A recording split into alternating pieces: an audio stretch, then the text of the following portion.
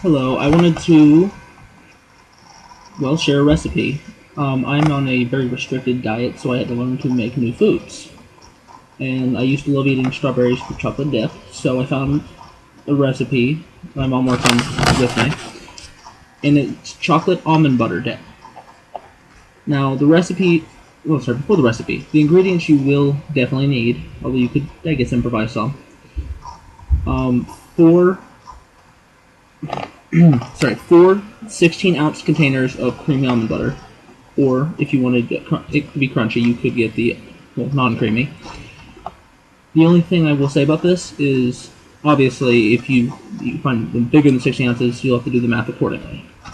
You need 1 teaspoon of vanilla, 5 cups of beet sugar. But if you don't have an allergy to sugar, I would just use the raw cane sugar. You need 6 cups of rice milk, and you're going to need an extra large pot, one of the ones really big, but not like a little pan, because it just would not work.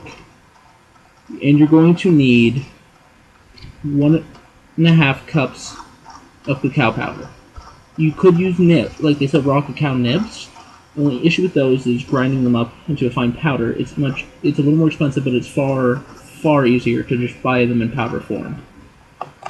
So you go ahead and you put all the ingredients in the extra large pot. By all the ingredients, I mean the creamy almond butter and the vanilla, the beet sugar, and the rice milk. I would start by just pouring in the rice milk, because it tends to work better that way. If you pour in the almond butter first, there can be some problems. It can end up sticking to the bottom, and it's harder to mix it all into a fine solution. So it's easier if you go and put the rice milk in first, then the almond butter.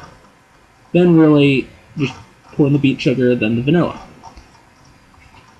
And you put it on the stove top, and you turn it up to medium heat. If you turn it up to high, it tends to burn really fast. Put it on low, it just will not cook fast enough.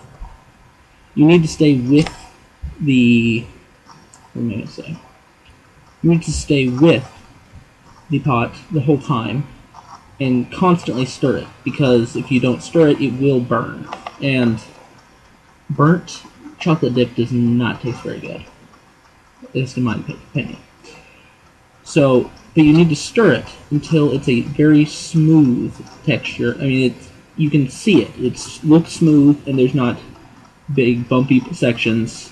And if you scoop it out with a little ladle or a spoon, you don't see giant almond butter chunks, which can be the biggest issue. It makes it hard to dip your strawberries in, or whatever you plan on dipping in there, I should say. After you have it in the smooth form, turn off the heat and allow it to cool for at least 10 minutes. Although sometimes you can wait 15-20. But while you're doing that, it's best to go ahead and take it off. After it's cooled off, you move it off of the stovetop onto, if you have 2 burners, move it onto one that's not been turned on, or you can move it somewhere else. Just make sure it's not still cooking, and that's when you put in the cacao powder. The reason you wait this long is because it tastes very different if you put it in earlier on. And the reason you don't leave it on the heat during this is because then it can burn out some of the antioxidants, which defeats a lot of the purpose. So that's when you pour it in, and you stir it until, once again, very smooth, and it's all one solution. It's not multiple parts that are easily seen. Then you pour it into glass containers, little, bowls. You need ones with tops, though. And now, if they have plastic lids, wait until the dip is completely cooled.